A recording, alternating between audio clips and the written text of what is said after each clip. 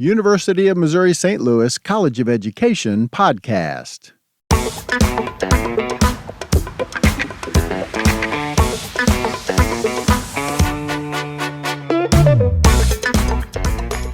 Hello and welcome. My name is David Stouffer and I get to be the recruitment coordinator for the UMSL College of Education. Each week on this podcast, we will meet an innovator in the field of education. We will spend some time getting to know them and learning about their work and how it can help you in yours. It is my sincere hope that this podcast will be a source of encouragement and support as you work to continue impacting lives as an educator.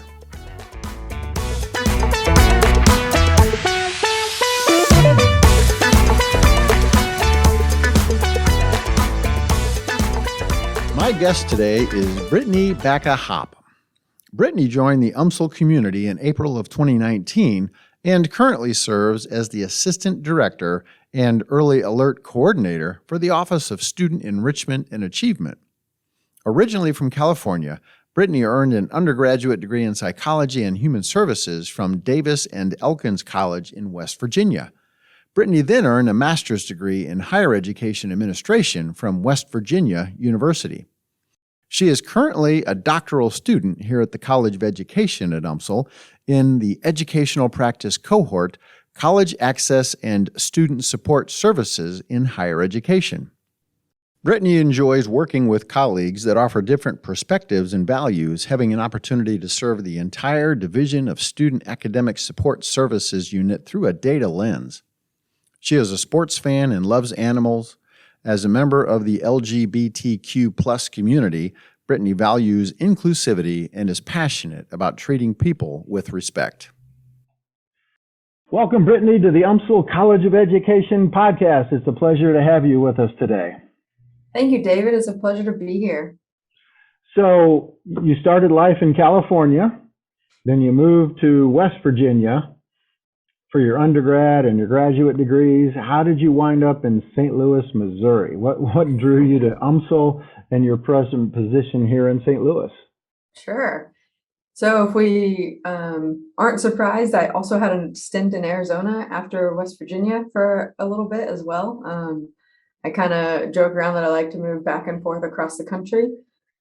But I actually met my now wife in Arizona, but she is from St. Louis.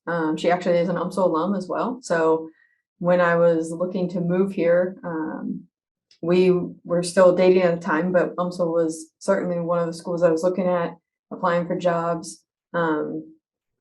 She had high remarks about it. Of course, she's an alum. She went through the College of Ed as well. So I think there was just a lot drawing me to UMSL in general. There was certainly the diverse population of students. We have a small number of first-time freshmen, but we also have a large population of transfer students. We've got students that are low SES. We've got students of different backgrounds, different countries. So I think that's just really interesting when you're coming to work for somewhere. And then I was hearing a lot about this idea that so many UMSL students and UMSL grads stay in the area and then continue on as part of their career working in this region, which I thought was really cool and interesting. So then when I was looking for a new position at the time, looking to relocate, I was coming from currently an advising background, but kind of looking to get more onto the backside of student services rather than the face-to-face student services as well. And I kind of ran across this early alert position that was a brand new position. Student Enrichment Achievement had their assistant director at the time was doing that position, but not really as a formal title. And so I was really intrigued by this because it was a combination of student support services housed in a student support service office, but then a little bit more of the data-driven mindset and really how we can manage and utilize the flag system to offer support to students. And so it was, for me, kind of the best of both worlds situation, because you get a little bit of both sides of that. Mm-hmm. Well, let's talk a little bit more about your specific role. You're the Assistant Director and Early Alert Coordinator for the Office of Student Enrichment and Achievement. Tell me about that. Tell me about your role and your responsibilities and what that position entails.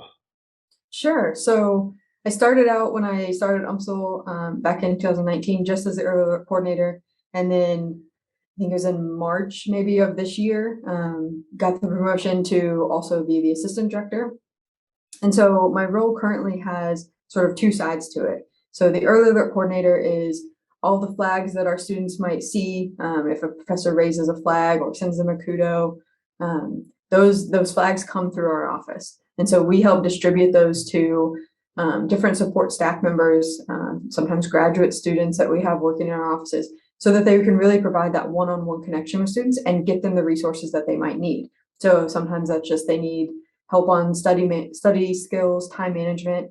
Sometimes they need resources on how to get to counseling services, where that might be, how to get connected. And so they can provide that one-on-one with them. And I'm sort of that middle person to help facilitate that. And then the other part is the assistant director role within the Office of Student Enrichment Achievement. And so our office works primarily with students that have below a 2.5 GPA and or they've been conditionally admitted, or they're working on like their satisfactory academic progress through financial aid, things like that. And so a lot of times they work with our coaches to continue to bring their GPA up or get academic skills that they might need to work on. And so I help manage just the total office function of that along with our director. Okay. I love working at a university that truly desires to provide the necessary supports to give every student a chance to be successful. You think of college, and you don't necessarily think of that. But we truly do that here at UMSL, and we're truly committed to that. Talk a little bit more, if you would, about the office in general, the Division of Student Academic Support Services. What supports are provided? What's the goal and mission of the office? How does it help and work with students in general, apart from just your own role? Absolutely. So as a division, I think one of our main goals is to provide holistic, individualized support. So we're really looking to kind of meet that student one-on-one where they are and give them whatever it is that they might need to hopefully help them be successful. And so we're actually 6 different departments within our division. Of course, one of them is Student Enrichment Achievement, which is mine. Like I said, typically the 2.5 is our threshold, so we usually work with students below that. Multicultural Student Services usually works with our students above a 2.5. Both of these offices provide coaching, mentoring. We offer workshops throughout our division. So throughout the entire semester, we have academic skill building workshops. We coordinate with people around campus as well to bring in experts in different areas. Sometimes we'll bring in career services. Sometimes we bring in some of the different colleges to just give information. And so we provide workshops throughout the semester so students can kind of gain just little bits of knowledge here and there, usually 1 hour at a time. Excuse me. And so we also have our TRIO student support services. So for our transfer students that might also meet one of the other criteria, things like low SES, first generation, students with a disability, they can also be part of the grant funded TRIO program. We've got the fairly new workforce integration office. So they're still kind of ramping that up a little bit. They're, I think, a 1-person team currently outside of the division leader. So really trying to work on what that looks like for business endeavors moving forward. We have tutoring services. So that's also an MSc. They share a suite with multicultural. So tutoring services, as we all know, is so vital for students. One of the things is making sure that students know about it and can access it and get to that. And I know they work really hard to make sure that they can offer as many courses and subjects as they can so that students can really get the help that they need. And then the last one that we have isn't necessarily as much for our college student population, but we have our pre-collegiate student services, or also known as the Bridge program. And they work with our pre-college students. So middle school, high school students, it's really for that access. And so if students have any students or younger people in their lives that can be a part of these programs, they can take advantage of the access side as well. And so one of the things that we really try to think about is how can we meet students in all aspects of their educational journeys, but then also how can we provide these services for free. All of the services that we provide through the division, the support services, they're at no cost to the student. It's part of their total package of just being an UMSL student. So we really encourage students to stop by, check us out, email, call, anything that might work for them because we have people that are really willing and ready to help them and meet them one-on-one. We're potentially looking at doing a group coaching, trying it out this semester, so we'll see what that might look like, but that might also be something that if students are interested in doing it, maybe with a friend or a study buddy and just need some extra guidance, things like that might be helpful. So really just trying to be as most supportive as we can and make sure that all of our different departments kind of connect with each other so that we can offer the best services. I heard you give a lot of really, really good information in a very short period of time. And I want to make sure our listeners have a chance to really kind of get a better idea of some of the things you just said. Tell me a little bit more about TRIO and what TRIO does. Yeah, so TRIO is federally funded. It's a grant program, and they work specifically with our group. There are different TRIO populations, but the one that is at UMSL is specifically for transfer students. And then they have to meet, I believe it's at least one other criteria. So they have to be transfer and either low socioeconomic status, student with a disability, or a first generation student. And then by meeting that criteria, they have a grant to work with, I believe, up to 140 students. And then they provide different services. So part of that is just community building. So they have a space down in the first floor of the Millennium Student Center as well. But they also provide workshops and different trainings and skill sets. But specifically, they also have the one-on-one coaching. And so students can really get those specific resources directly available to them as well. Awesome. And then the Office of Pre-Collegiate Student Services is a lot. There's a lot involved with that office, right? And I know these offices aren't necessarily part of your department, but I have a feeling that you work very closely with them. I'm actually trying to get all of them on the podcast for future episodes, but this is great to just kind of talk in generalities. Tell me a little bit about that office, the Pre-Collegiate Student Services. Yeah, so Pre-Collegiate Student Services is a staple of the community for sure. They've been here a large number of years. I want to say it's over 20, but don't quote me on that, even though we're recording. But really, it's all about access for them. So they really are focused on our middle school and high school populations of students in the area and providing services to increase academic skills, but also help them know about and get to college. Obviously, big emphasis is trying to get them to UMSL, but they also have students that go to other colleges and universities as well. I believe right now they have currently a 100% attendance of students that have attended their program go on to college. So that's a pretty amazing statistic as well. But they have a summer bridge program. So I want to say it's maybe about 6 weeks in the summer. They have students come in the mornings during the week and they do different classes. There's actually faculty members here that volunteer and are adjunct professors for that. Pretty soon, probably within a few weeks or so, I believe they're going to be starting up their Saturday Academy, which is a similar thing, but of course it's only on Saturday mornings versus multiple weeks in the summer. And then during some of those sessions, they also have parent sessions to where they help make sure parents know about what it's like to help your kid get into college, what do they need to be doing and preparing for. So it's tons of different workshops and ideas of really what that process looks like and how they can help support them both academically, but then also just in the process and preparation. We've got some amazing programs, obviously, to work with pre-collegiate, current students, academic supports, financial supports, social, emotional supports. We could go on and on. Is this normal? Is this in your experience? Is this something that typically every college provides, or is this unique to UMSL? Seems like we do a lot to help people not just get to college, but graduate from college here at UMSL. Sure. That's slightly difficult. I haven't been to too many institutions. I've worked at, I think this is maybe my fourth one.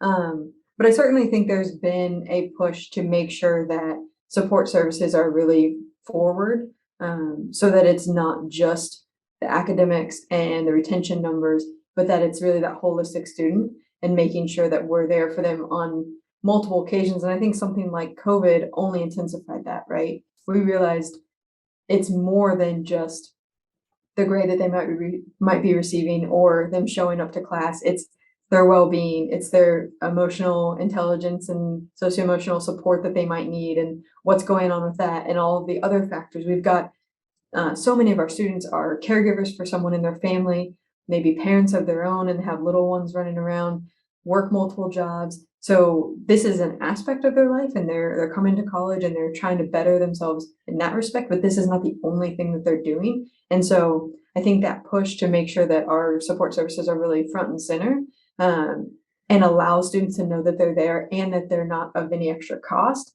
has been really important, because we know that it's more than just a number and a seat, right? That's very true. And if our listeners learn anything today, I hope at minimal you'll learn that UMSL really is committed to doing everything possible to try to make sure that the needs of every student are met.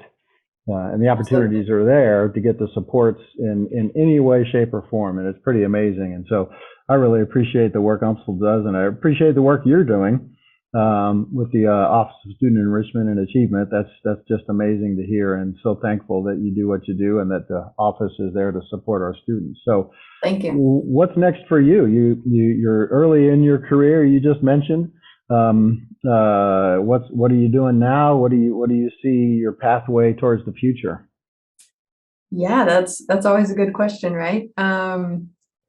So I am currently working on my doctorate, actually, in the College of Ed as well. Good choice. So it's focused on college access and student support services. So definitely, I think my plan is to stay in higher education. Not 100% sure what that looks like, but I have, in my early career, hit a couple different institutions, and so I'd really like to have more longevity.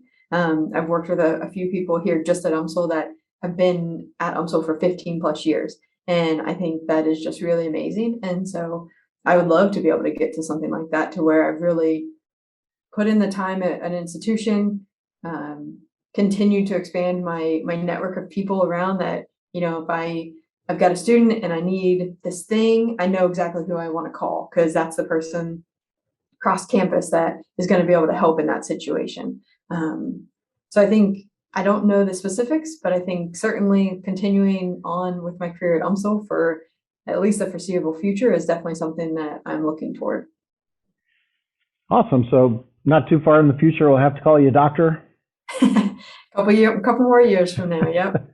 Well, that'll be a welcome time for sure. And we hope you stick around for a long time, Britne. Thanks so much for being here. One final question, in your travels, and as a sports fan, are you by now a full-fledged Cardinal fan?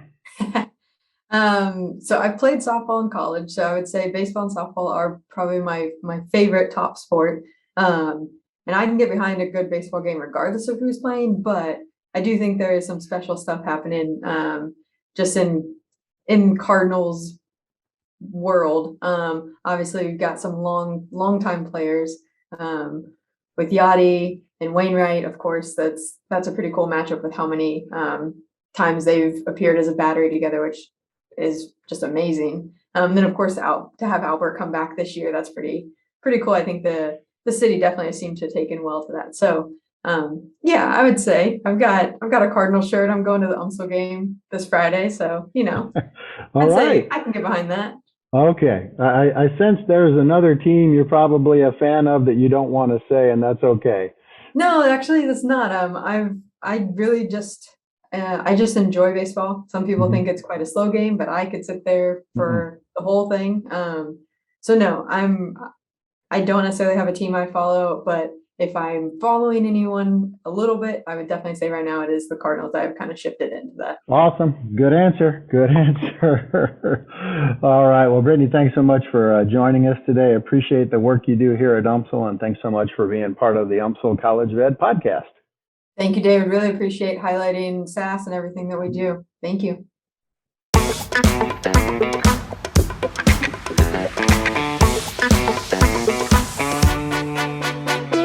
I am honored that you chose to join me today for the University of Missouri St. Louis College of Education podcast. I hope you'll join me next time. Till then, I'm David Stouffer. Thank you for the work you do. Never forget, you are making a difference every day.